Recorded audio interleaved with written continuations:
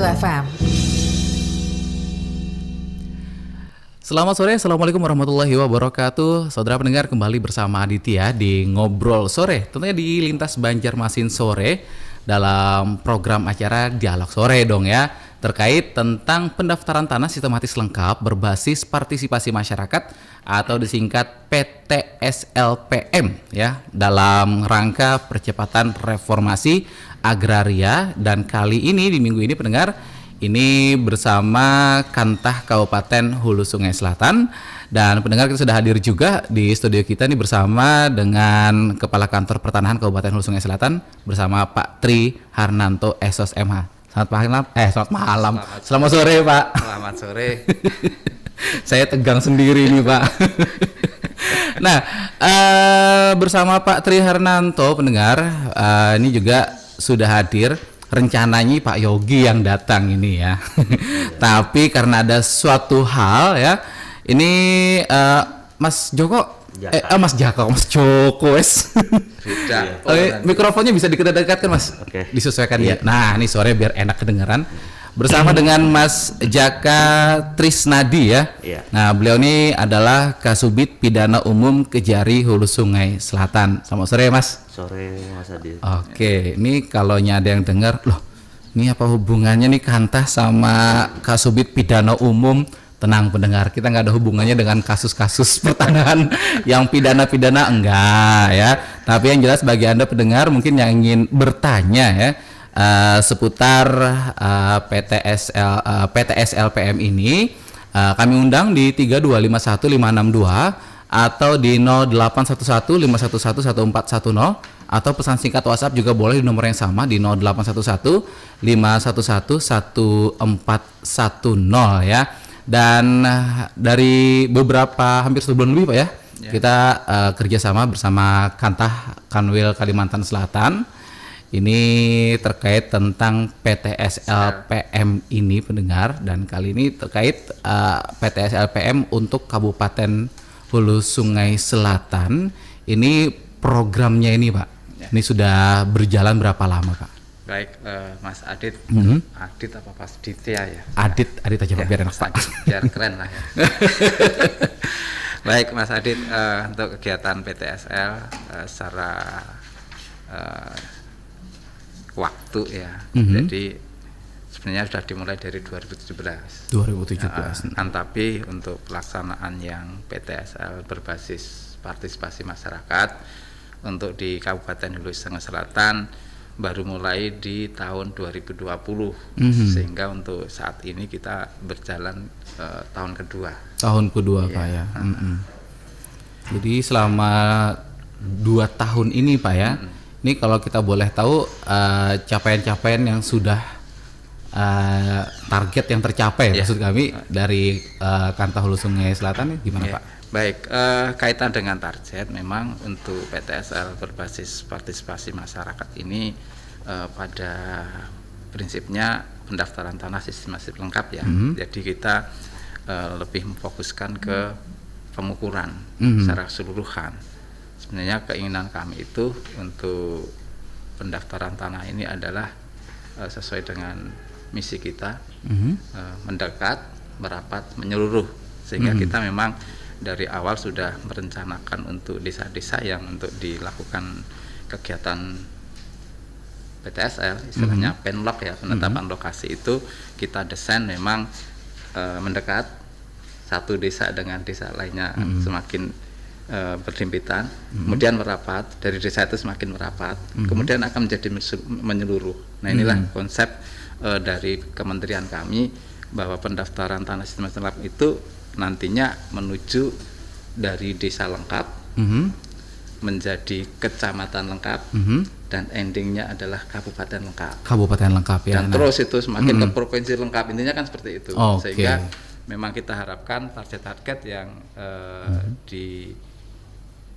yang ditargetkan oleh kementerian di kami, insya Allah bisa kami capai. Tapi mohon izin sebentar Pak Tri, mungkin biar jelas suaranya, ini mikrofon bisa didekatkan Pak. Kurang dekat. Iya, takutnya nanti yang dengar, ini Pak Tri ini nggak jelas penjelasannya, ini susah nanti. Bisik-bisik gitu. Bisik-bisik nanti. Baik, Mas Adit, untuk target di 2020 kita untuk PBT-nya peta bidang tanah ya istilahnya, bidangan-bidangan itu target 29.500. Insya Allah kita realisasi malah melebihin sedikit, 29.574 ya, nambah 74 aja itu. Kemudian untuk itu dikerjakan oleh pihak ketiga. Oleh pihak ketiga, ya. Kemudian untuk yang target PBT untuk ASN itu 1.300, realisasi juga 1.300. Dan untuk outputan SHAT, sertifikat hak atas tanahnya, dari target baik yang melalui PTSL PM maupun yang PTSL ASN, target keseluruhan 8.800. Realisasi untuk terbit sertifikatnya ini ada 5.419. Baru 5.000. Nah, sisanya ini ada istilah klaster. Jadi ada K3.1. Jadi 3.000 sekian itu K3.1-nya karena memang dokumen belum lengkap. Nah, ini untuk yang target 2020. Kemudian untuk target yang 2001 saat ini untuk PBT pihak ketiga itu 20.000, menurun. Ini kemarin kami revisi, menjadi 18.750 dan alhamdulillah ini sudah terukur semuanya. Secara fisik di lapangan, ini sudah kita ukur, sudah selesai di lapangan. Kemudian ini sedang pengolahan data di back office istilahnya ya, oleh pihak ketiga. Kemudian untuk target PBT ASN itu ada 2.000 dan ini juga sudah selesai. Udah selesai semuanya juga. Sedangkan untuk target SHAT-nya untuk 2021 ini sebesar 3.660 dan ini juga sedang kami kejar untuk penyelesaiannya dengan peta bidang di tahun-tahun sebelumnya kita ambil juga. Dan yang di tahun 2021 ini kita juga sebagian dari PBT, hasil PBT itu kita sertifikatkan. Jadi istilahnya bukan menghitung dari awal lagi, Pak ya. Cuman paling pengecekan saja, Pak ya. Nah, cuman sedikit penasaran nih Pak Tri ya. Bisa sudah mencapai target yang tersedia ini, yang sudah ditargetkan, hampir semuanya udah selesai. Kalau beberapa waktu yang lalu dengan beberapa kabupaten yang lain ini ada beberapa kendala. Ini rahasianya apa, Pak? Jadi cepat. Apakah terus bagaimana respon masyarakat? Apakah membantu atau seperti apa, Pak? Untuk kegiatan pengukurannya memang kita ada strategi kepada pihak ketiga dengan pengetatan jadwal. Sehingga memang harus kita perhitungkan per hari harus sekian ini. Kalau enggak sekian, waktunya pasti molor. Penyelesaian untuk di lapangan ketika molor, nanti akan berakibat penyelesaian di belakang meja, istilahnya pengolahan datanya pun juga akan molor.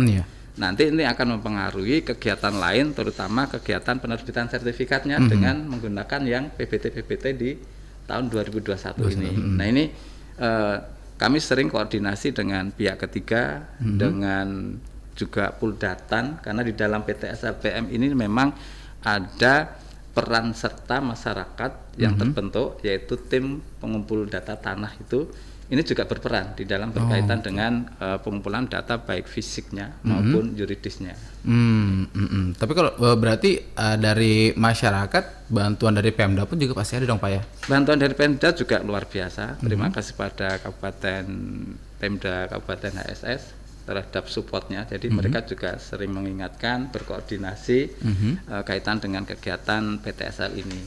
Juga di sisi lain sejak 2018 mereka juga mensupport kegiatan PTSL ini dengan mengeluarkan peraturan bupati. Memang ada. Ini dukungan yang luar biasa, pendengar ya, dan ini mungkin yang diharapkan ya. Agar segalanya cepat selesai. Dukungan dari pemerintah, apalagi sampai mengeluarkan peraturan bupati ini ya. Nah ini kalau boleh dibilang ini baru pertama kali saya dengar, Pak, dukungan peraturan bupati langsung mengeluarkan. Mungkin sebelumnya saya belum mendengar. Jadi di Kabupaten HSS, Mas Adit, dari pemerintah daerah itu support terhadap satu menindaklanjuti MOU 3 Menteri berkaitan dengan biaya persiapan PTSL oleh pemerintah Kabupaten Hulu Sungai Selatan. Dikeluarkanlah peraturan Bupati nomor 34 nomor 29 2018. Kemudian disupport kembali berkaitan dengan biaya pajak. Itu dengan peraturan Bupati nomor 34 2018. Nah, ini sebenarnya luar biasa. Karena berkaitan dengan pajak untuk kegiatan PTSL ini pun ada dispensasi, ada pengurangan 50%. Wah, ada diskonnya juga. Luar biasa. Luar biasa. Nah, ini sebenarnya ini yang luar biasa. Oke. Nah, ini kalau untuk terkait bantuan dari Bank Dunia ini, Pak? Keterkaitan dengan Bank Dunia, memang pelaksanaan dari kegiatan PTSL ini ada di pertengahan tahun karena kontraknya berada di pusat, di kementerian, sehingga kaitan dengan koordinasi kami harus semakin intensif ini karena ini juga sudah mulai di akhir tahun ini, sehingga support dari Pemda pun kami juga menginginkan intensif, sehingga kami pun kemarin juga bersurat ke Pak Bupati dorongan untuk masyarakat semakin intensif dan berpartisipasi secara langsung terhadap kelancaran dari kegiatan PTSL ini. Oke, nah pendengar, sebelum kita kupas lebih lanjut lagi dan sebelum juga kita bertanya kepada Mas Jaka, kita break dulu sejenak ya, dan kami kembali lagi setelah yang satu ini. Tetap bersama kami di Pro 1 di Ngobrol Sore.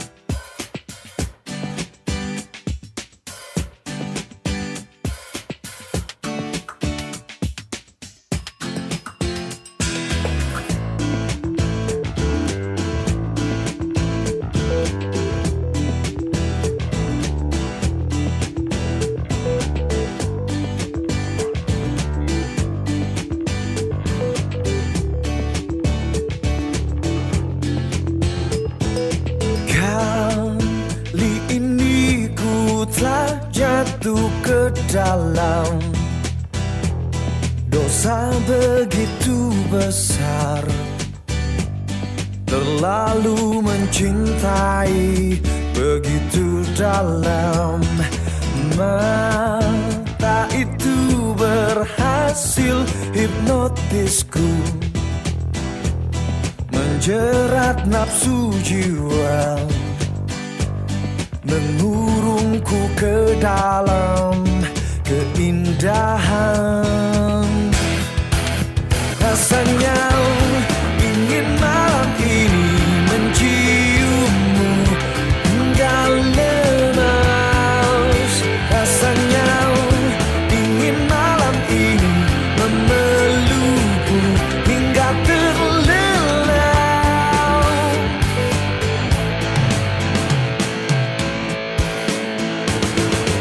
Kau bagaikan simbol semesta alam, dan aku pemujamu.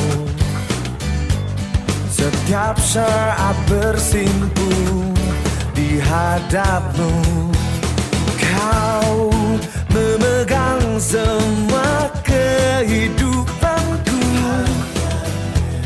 keluar dari derita menuju kedamaian yang ilahi.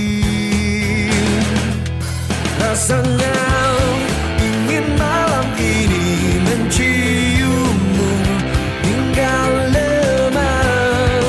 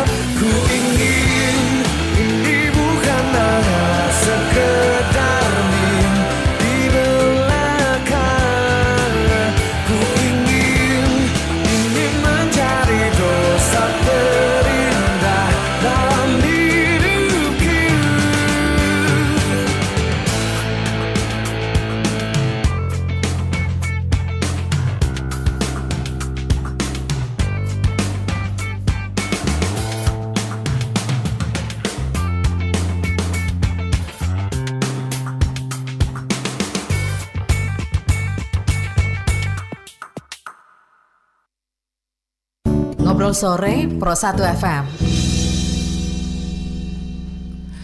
Pro 1 Kanal Inspirasi pendengar masih di Ngobrol Sore pendengar ya. Tentunya masih bersama dengan Kantor Pertanahan Kabupaten Hulu Sungai Selatan bersama Pak Tri, bersama Mas Jaka juga.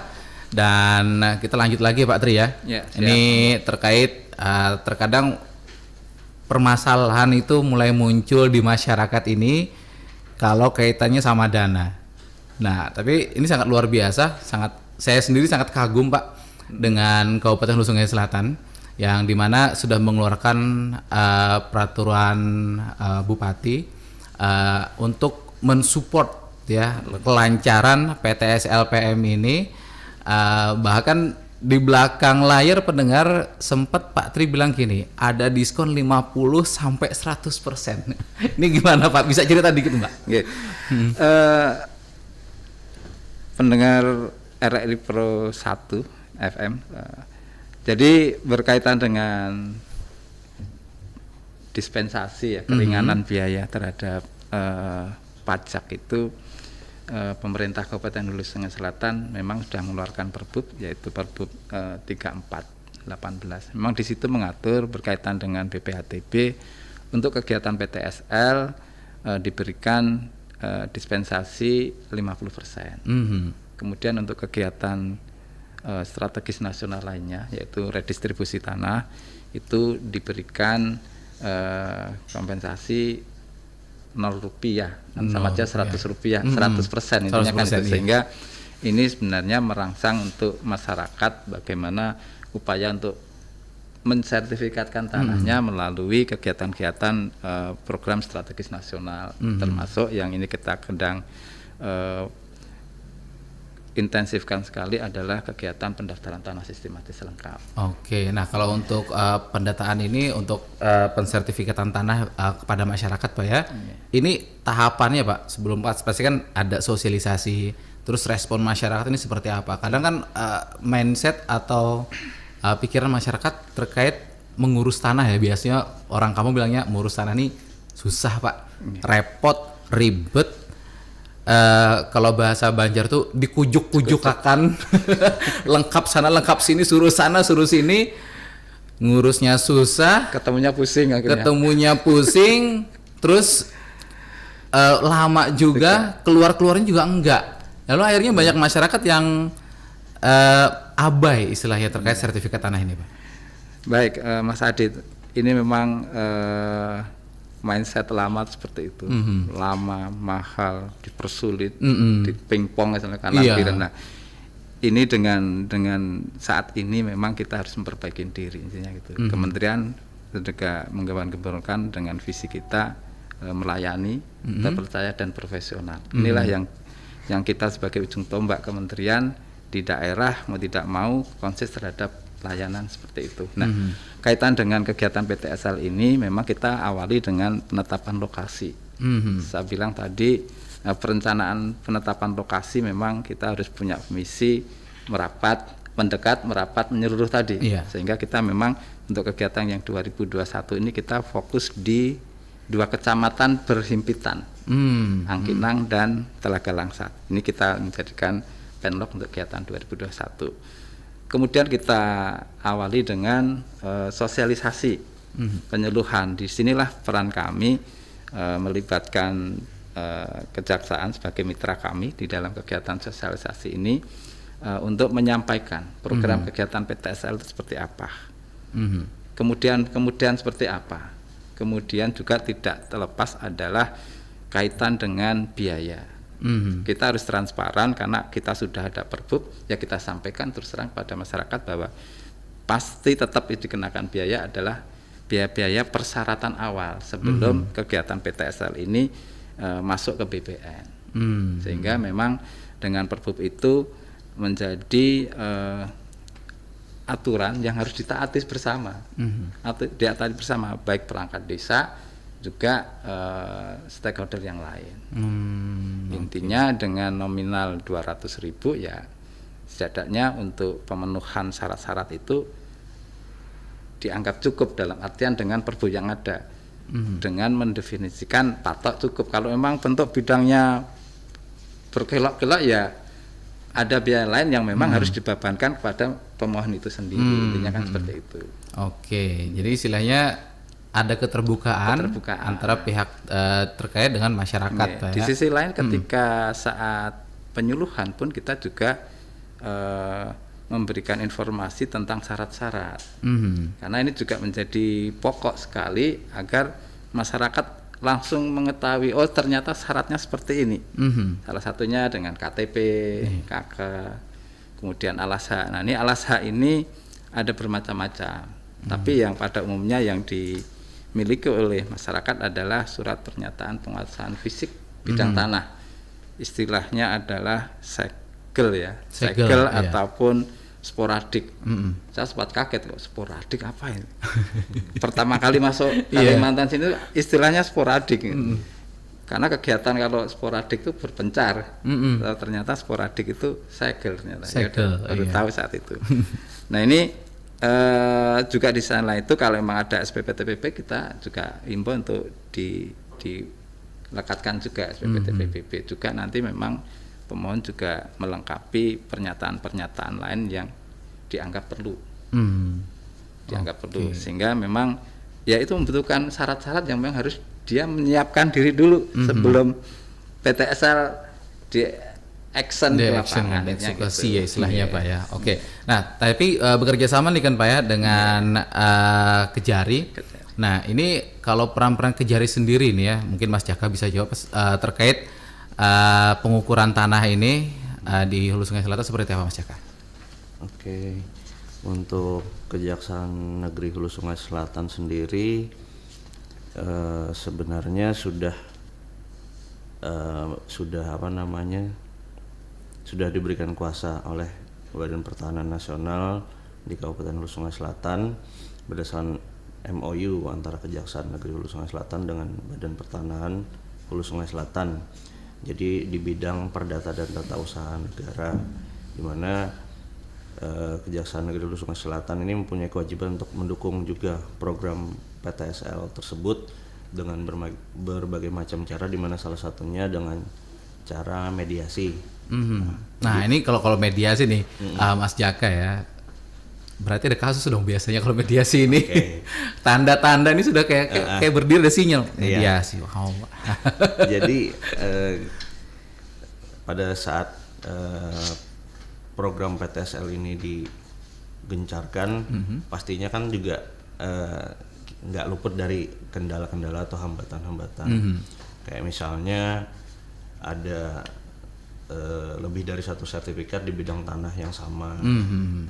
Gimana sih caranya kita menyelesaikan masalah ini? Nah, salah satunya itu melalui mediasi. Mediasi ini bisa dilaksanakan di dalam pengadilan atau di luar pengadilan. Kalau dalam pengadilan itu istilahnya secara litigasi, kalau di luar pengadilan itu non litigasi. Apa sih keuntungannya dengan adanya mediasi itu, supaya kita nggak berproses hukum nih, gugat menggugat sampai waktunya lama gitu kan. Jadi dengan adanya mediasi ini prosesnya nanti untuk penyelesaian itu lebih sederhana daripada penyelesaian melalui proses hukum acara. Kemudian waktunya singkat, efisien, sifatnya juga rahasia, bisa menjaga hubungan baik para pihak, dan hasil mediasi itu merupakan kesepakatan. Jadi win-win solution. Win-win solution. Kemudian nanti hasilnya juga sama seperti apabila itu dilakukan dalam persidangan, itu berkekuatan hukum tetap, jadi tidak bisa diganggu gugat lagi nanti. Kemudian ada juga akses yang luas bagi para pihak yang bersengketa untuk memperoleh rasa keadilan. Jadi dia tetap merasa haknya itu terpenuhi.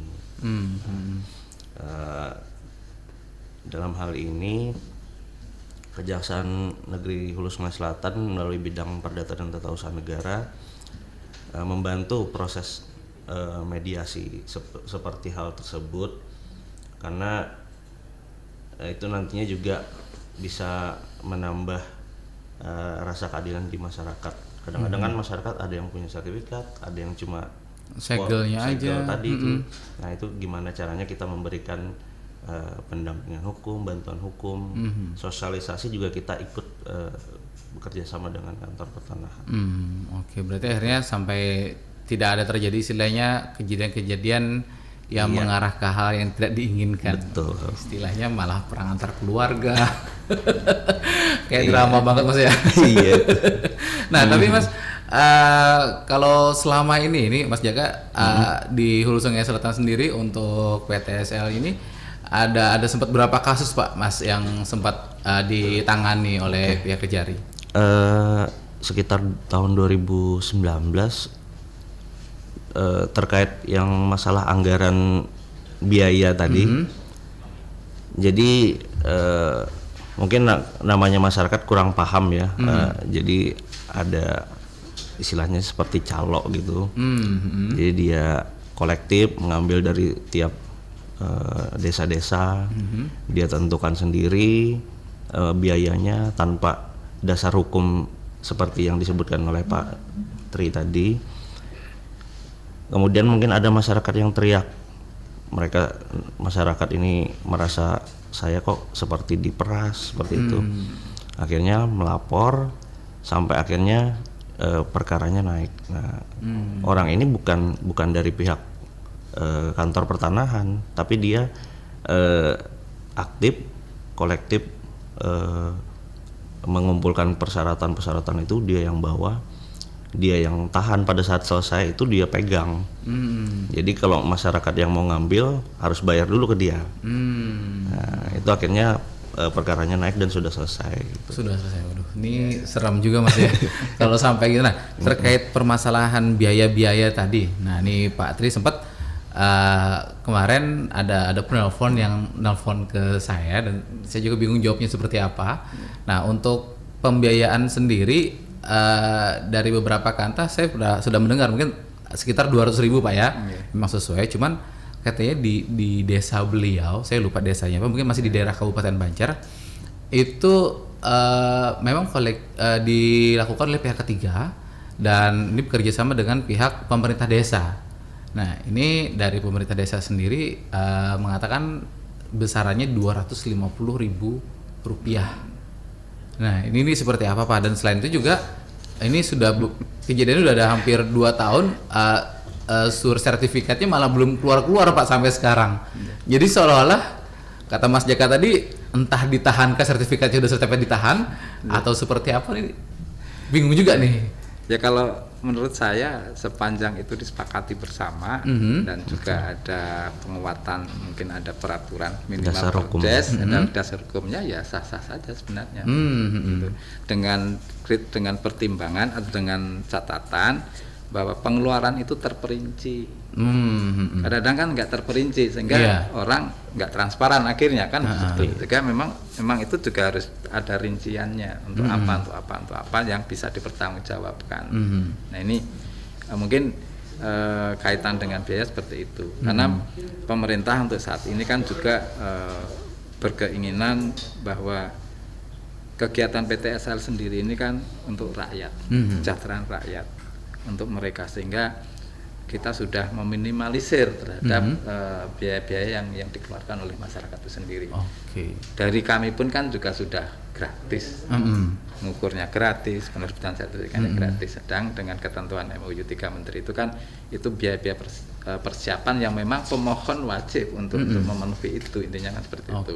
Berarti istilahnya kalau ada tambahan 50.000 itu mungkin ada biaya lain-lainnya. Cuman sayangnya terkadang dari masyarakat sendiri karena kurangnya sosialisasi, tidak ada yang keterbukaan untuk biaya apa saja, akhirnya membuat masyarakat ini gimana Pak, kami bingung, nggak ngerti. Cuman pihak terkait juga kadang ngapain sih dikasih tahu ke masyarakat, yang penting diuruskan nih. Itu yang ada dasar hukumnya aja, ya sah-sah saja intinya kan begitu. Kemudian saya menambah dari Mas Jaka tadi kaitan dengan Indonesia, memang kita lebih memprioritaskan melakukan mediasi terlebih dahulu berkaitan dengan permasalahan-permasalahan pertanahan. Karena apa? Dengan mediasi segala sesuatu yang harus kita pecahkan, kan win-win solution itu kan lebih indah daripada berperkara, intinya kan gitu. Jadi yang dengan cara musyawarah ketemu hasilnya ini yang kita utamakan dulu.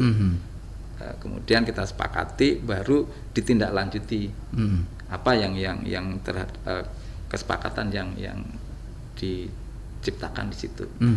Nah kalau memang tidak bisa ya dengan amat sangat ya ke ranah hukum. Intinya seperti itu.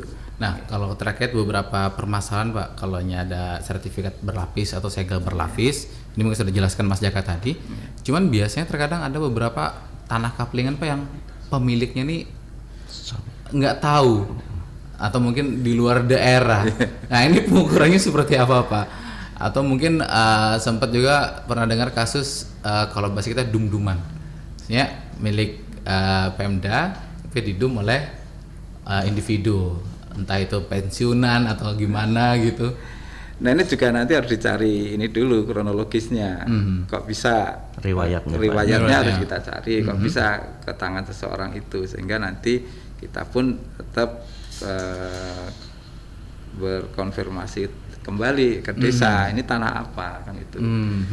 Nah ini juga salah satu upaya kami berkaitan dengan bagaimana kita meminimalisir terjadinya mafia tanah. Akhir-akhir ini kan juga lagi tren berkaitan dengan mafia tanah. Ya salah satunya kita memang harus dari awal harus cermat dan tepat. Intinya kan seperti itu. Oke, baik. Pendengar, mungkin bagi Anda yang ingin bertanya seputar pendaftaran tanah ini berbasis masyarakat, silahkan kami buka 2 line telepon di 3251562 atau di 0811 5111410. Silahkan sekali lagi 2 line telepon kami buka di 3251562 atau di 0811 5111410. Nah, jadi terkait kasus-kasus mungkin itu kendala-kendala yang sering terjadi Pak ya dalam pengukuran tanah ini. Nah, tapi kalau untuk mengatasi itu sendiri nih Pak, terutama Pak Tri nih ya, untuk masyarakat di Kabupaten Hulu Sungai Selatan ini memang masalah-masalah ini tidak terlalu banyak Pak, atau seperti apa, atau mungkin penanganannya secara humanis dan santai gitu Pak, akhirnya semuanya terselesaikan dengan cepat. Jadi saya kagum loh, sudah hampir 100% selesai nih. Untuk kegiatan PTS LPM memang kita intensif, terutama untuk seksi pengukuran kami berkoordinasi langsung. Jadi kepala seksi survei pengukuran memang saya tunjuk selaku koordinator fisik. Itu mereka intensif memonitor perkembangan progres tiap hari, tiap minggu hasil yang dilakukan oleh pihak ketiga di lapangan.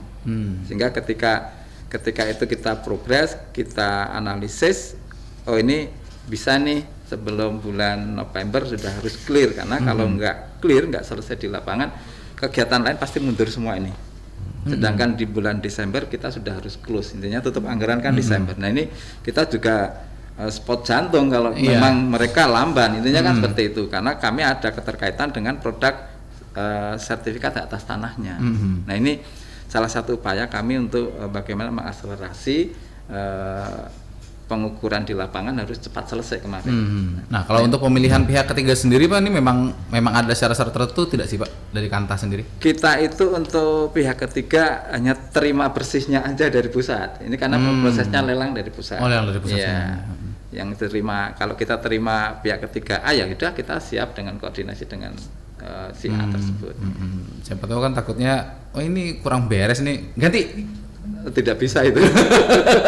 Karena ada terikat kontrak. Udah terikat kontrak. Mau tidak mau kita harus berjalan seiring gitu. Oke, nah berarti kalau sudah terikat kontrak, nah baik, ada penelpon, kita coba terima dulu Pak ya. Iya. Baik.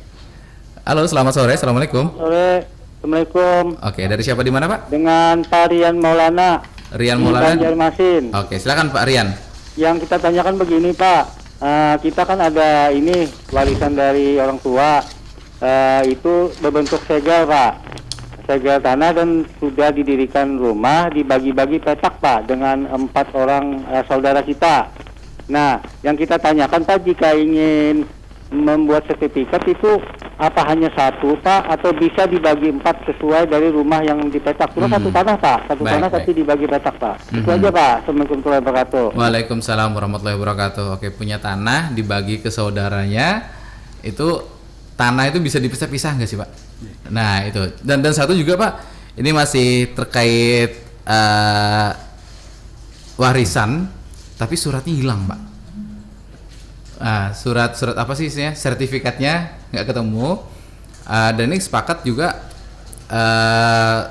bersaudara ini tahu kalau memang sertifikat itu hilang. Itu seperti apa? Apakah bisa dikembalikan atau seperti apa Pak? Saya jawabnya dua hal yang berbeda masalahnya. Iya, dua hal yang berbeda. Ya, jadi yang pertama pada Pak Rian Maulana ini karena masih segel ya, jadi masih segel karena ini juga warisan. Proses yang dia harus ikuti adalah pendaftaran pertama kali dulu, istilahnya dengan dasar pewarisan tadi intinya seperti itu. Sehingga Bapak bisa mengajukan dulu surat penguasaan fisiknya ke desa dengan diikuti dengan dokumen-dokumen, kalau memang itu ada sejarah silsilah dokumen bukti-bukti alasan yang lama diikuti juga dengan surat pernyataan warisnya dengan pola-pola pembagian sesuai dengan sepakatan mereka intinya seperti itu karena belum bersertifikat. Kalau sertifikat hilang dan itu waris, ahli warisnya ada, ini dapat dilakukan dengan permohonan penggantian sertifikat karena hilang. Yang ajukan siapa? Yang ajukan para ahli waris. Ahli waris ini ya. Dengan dilengkapi surat pernyataan ahli waris, sehingga akan tahu persis kronologis ini punya siapa. Oh ternyata emang punya orang tuanya. Kemudian dokumen-dokumen itu pun juga harus dilengkapi juga dengan surat kehilangan dari kepolisian. Nah surat kehilangan dari kepolisian itu untuk di Kabupaten HSS itu pihak Polres terutama mensyaratkan ada surat rekomendasi dari 2 bank, minimal 2 bank ya, minimal 2 bank. Kemudian juga yang bersangkutan juga mengajukan SKPT ke kantor pertanahan, surat keterangan pendaftaran tanah bahwa memang benar sertifikat itu atas nama si orang tuanya. Nah ini setelah itu terpenuhi, ada surat keterangan kehilangan dari kepolisian, kemudian yang bersangkutan ahli waris itu mendaftarkan ke kantor pertanian dengan didahului pengambilan sumpah terlebih dahulu, intinya seperti itu. Karena itu berarti semua ahli waris dong Pak ya? Semua ahli waris untuk diambil sumpahnya, dan juga nanti ada syarat yang lain, harus diumumkan di surat kabar. Kalau saya berpikir medsos agak rumit, karena media massa itu agak rumit masalahnya. Maknanya berbeda nanti karena di SOP di 1/2010 sana itu bunyinya surat kabar. Karena ini era digital harusnya sudah ada berita lagi asli ya. atau berita gitu ya. Jadi memang harus melalui surat kabar. Nah ini syarat-syarat ini yang harus terpenuhi oleh para ahli waris. Nanti setelah itu syarat-syarat terpenuhi baru nanti diterbitkan sertifikat pengganti. Bukan baru, pengganti. Ya, memang baru bentuknya tapi pengganti gitu. Bukan keluaran baru lagi Pak ya. Baru, kalau baru muncul M-nya kan. M lagi. Itu penjelasan saya Mas Adit. Oke, kalaunya dari Kejari sendiri Mas terkait hal-hal terkait apa istilahnya waris ini, kadang sengketa waris ini Mas. Nah ini sempat ada nggak hubungannya dengan pihak BPN Mas? Kadang kan rebutan waris ya biasanya ya. Nah, itu tadi kalau nantinya itu bermasalah di masalah warisnya, mungkin cara yang paling tepat itu mediasi tadi itu. Nah, mediasi seperti kata Pak Tri tadi itu semuanya harus hadir. Nah, kalau tidak hadir satu kan berarti satu orang ini tidak belum tentu menyetujui kan. Jadi harus hadir semua. Setelah proses sampai selesai, akhirnya nanti bisa ditemukan kesepakatan seperti itu. Kalau memang nantinya juga tetap bermasalah, ya kita siap membantu juga di dalam proses persidangan. Peradilan. Oke, jadi mau tidak mau istilahnya ujung-ujungnya kalau tidak bisa secara kekeluargaan, tidak bisa dimediasi, mau tidak mau naik ke sidang Mas ya. Oke, ini jadi cukup berat juga pendengar ya. Kalau dia masuk ke persidangan mungkin nanti terkait hukum warisnya. Kalau yang muslim mungkin secara hukum Islam dan sebagainya, seperti itu. Oke. Nah, tapi ini terkait tentang mediasi tadi Mas sama kekuatan hukumnya. Ini apakah sama dengan waktu bersidang nih Mas? Tadi ini ada sempat kepikiran ini bisa atau tidak? Apa tetap kuat atau seperti apa Mas? Sama kuatnya. Putusan akhir persidangan dengan hasil mediasi itu sifatnya inkrah atau berkekuatan hukum tetap. Berarti ada terbukti dengan surat-suratnya juga dong berarti Mas? Iya harus. Cuman kalau kita proses persidangan kan mungkin lebih panjang waktunya, kurang efisien, kemudian banyak makan waktu, tenaga, biaya juga. Seperti itu. Oke, dan ini sudah terhubung bersama telepon lagi. Kita terima. Selamat sore, assalamualaikum. Waalaikumsalam warahmatullahi wabarakatuh. Baik, silakan Pak Suryani. Ya, Pak Suryani Hair ya. ya di Banjarmasin kita Adit. Pak Kakanta yang perlu hormati tentunya bahwa apa yang disampaikan tadi ya sedikit memberikan pencerahan lah kepada kita semua pendengar. Nah ada hal yang secara khusus sebenarnya kita berharap diinformasikanlah kepada warga masyarakat mengenai BPHTB. BPHTB ini kan sebuah singkatan biaya perolehan hak atas bidang tanah. Pengalaman Prona gitu kan, Prona proyek nasional beberapa tahun kemarin itu banyak warga kita gitu khususnya di Banjarmasin ya itu tercatat BPHTB-nya terhutang gitu loh.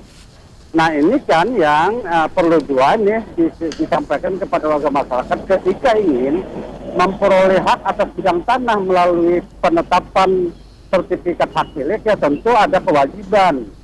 Nah masyarakat saat ini kan tidak ngeh gitu terhadap apa yang dimaksud dengan BPHTB gitu. Nah apakah juga PTSN ini seperti itu? Nah jangan-jangan nanti masyarakat kan tercatat lagi BPHTB. Nah kalau misalnya dibicarakan lebih awal masyarakat mungkin bisa memaklumi dan bersedia gitu kan untuk memenuhi kewajibannya gitu, itu satu gitu. Yang kedua bahwa pengurusan sertifikat hak miliknya tentu secara khusus siapapun yang ingin mengajukan perlu alas hak kan. Alas hak itu SKK kah, sporadik kah, atau biodik atau apa lah istilahnya yang di dalam pernyataan surat kepemilikan sebagai alas hak itu menyebutkan siapa yang memohon, kalau memang itu dari peninggalan orang tua ya jelas kan ada keterangan di alas hak itu. Tapi ketika alas hak ini belum dibagikan tetapi orang tuanya gitu kan keduluan meninggal dunia, maka dokumen-dokumen itu apa yang harus dilakukan oleh masyarakat gitu? Apakah diajukan orang atas nama yang meninggal atau bagaimana solusinya? Nah kemudian juga syarat-syarat lain tentu apakah BPN juga menetapkan persyaratan itu pajak bumi dan bangunan gitu.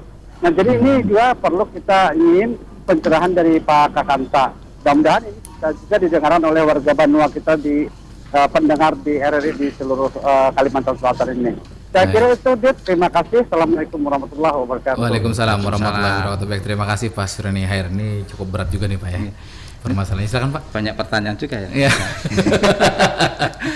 Ya memang hal-hal yang ditanyakan Pak Suryani ini memang bikin masyarakat pusing, bingung. Lalu akhirnya kembali ke pertanyaan awal kita nih Pak.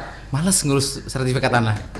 Baik, untuk Pak Suryani dan juga mungkin masyarakat wilayah Benua ini kaitan dengan BPHTB, biaya perolehan hak atas tanah dan bangunan, memang ini sering ditanyakan oleh masyarakat bagaimana pengurusannya, bagaimana biayanya seperti apa. Oke, oh baik. Sebelum kita jawab dulu Pak, dari Pak Suryani ternyata ada penelpon yang udah masuk lagi Pak ya. Baik, kita terima kembali penelpon. Halo, selamat sore, assalamualaikum. Halo, waalaikumsalam warahmatullahi wabarakatuh. Baik. Pak Erwin Saputra, napas di jalan nih nah. Pak Erwin ya. Iya, Pak Erwin. Baik, silakan Pak Erwin. Iya, kebetulan yang dibahas ini kan mengenai masalah di Kabupaten Hulu Sungai Selatan ya. Nah, kita tahu kan Kabupaten Hulu Sungai Selatan ini juga kawasan yang banyak wisata gitu ya, kawasan lokasi utamanya. Yang kita tahu ini adalah biasanya saudara-saudara kita yang berasal dari etnis Dayak Loksado itu ya. Nah, untuk penanganan tanah atau pengurusan tanah di sekitar kawasan itu gimana Pak ya, agar jangan sampai kawasan-kawasan hak adat dari saudara-saudara kita di Loksado ini bisa diambil oleh hak yang lain, misalnya perkebunan, terjadikan sawit atau sebagainya. Ini kan yang rentan biasanya di berbagai daerah, antara benturan yang terjadi itu dari pengusaha sawit misalnya dengan masyarakat adat setempat. Nah, dan juga di sisi lain kita melihat memang kearifan-kearifan lokal di Loksado, misalnya di sana ada hutan bambu, ada hutan kayu panis dan sebagainya, agar ini keberadaan atau kepemilikan tanah mereka selaku hak adat ataupun hak ulayat itu masih bisa dilindungi gitu Pak ya. Jangan sampai habis karena alasan dengan program pembangunan dan sebagainya. Nah, saya kira itu aja Pak. Terima kasih. Assalamualaikum warahmatullahi wabarakatuh. Waalaikumsalam warahmatullahi wabarakatuh. Terima kasih Pak Erwin ya. Silakan Pak Tri. Menarik sekali ini. Di luar dari PTSL, tapi ini juga bagus pertanyaannya, luar biasa. Tapi saya menjawab dulu dari Pak Suryani. Memang kaitan dengan BPHTB ini juga kami juga sedang intensif untuk berkoordinasi dengan Pemda, khususnya bagian Bakauda, Badan Keuangan Daerah, agar ini selalu diintensifkan untuk sosialisasi ke masyarakat. Tidak hanya waktu-waktu pendaftaran tanah sertifikat, tapi Pemda sendiri juga harus berperan, karena ini berkaitan dengan pemasukan daerah, sehingga masyarakat paham terhadap BPHTB, terhadap apa yang dia itu kan hak, kewajiban, itu kan kewajiban, haknya kan dia menerima sertifikat, sehingga memang antara hak dan kewajiban harus terpenuhi semuanya, intinya itu. Kaitan dengan BPHTB itu sendiri memang kita dalam sosialisasi selalu menekankan, memang di dalam kegiatan program strategis nasional ada kemudahan ataupun keringanan dari pemerintah bahwa apabila yang bersangkutan memang belum sanggup untuk membayar BPHTB, maka memang akan dibuat surat pernyataan pajak terhutang, sehingga BPHTB itu sendiri akan bisa terbayarkan ketika seseorang mampu untuk membayarkan bisa di tahun berikutnya. Seperti itu.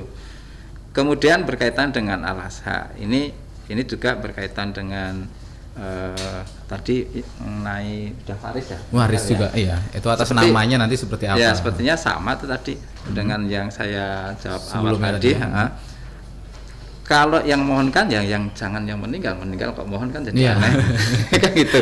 Tadi harus disambungkan, riwayatnya harus disambungkan, dan itu bisa dituangkan di dalam dokumen sporadik tersebut, sehingga nanti akan dilengkapi juga dengan di dokumen di sporadik dilengkapin, di datanya diceritain di sana, dilengkapin dokumen-dokumen pendukung, sehingga akan nyambung sesuatu itu, sekarang akan nyambung. Itu dari saya, pendapat saya seperti itu. Kemudian untuk Mas Erwin ini saya setuju Loksado. Jadi saya ingat Meratus itu ya, pegunungan Meratus termasuk salah satunya ada Loksado. Itu suatu aset yang luar biasa, dan itu kalau menurut saya ya dipertahankan seperti itu, intinya itu. Ini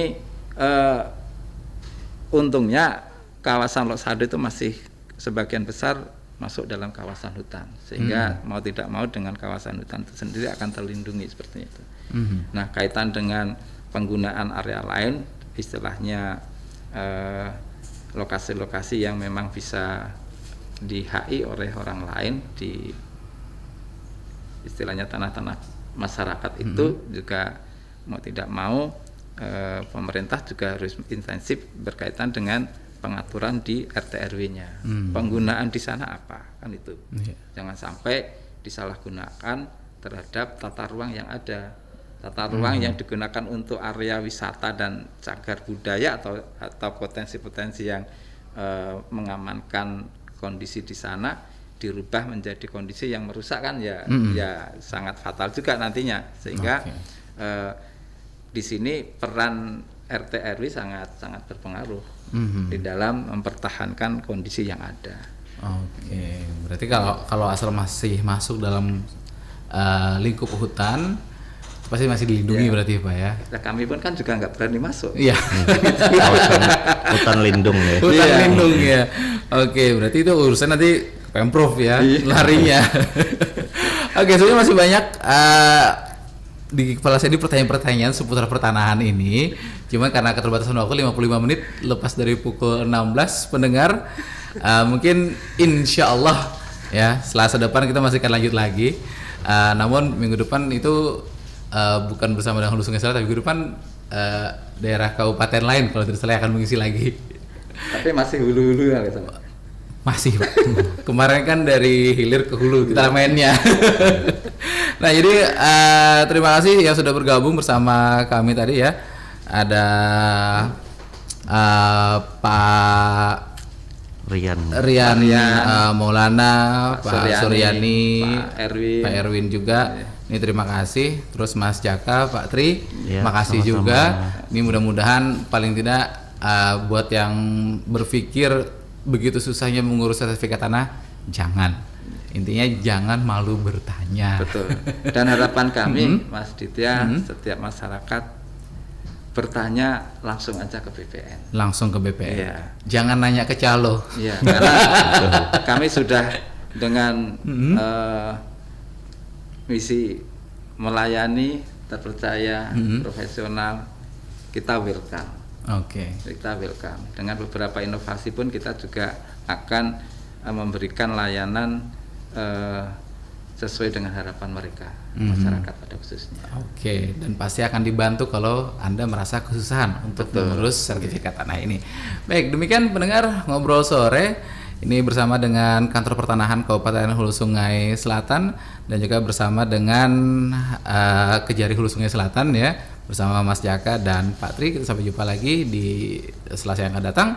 Selamat sore. Assalamualaikum warahmatullahi wabarakatuh. Waalaikumsalam warahmatullahi wabarakatuh. Ngobrol Sore Pro 1 FM.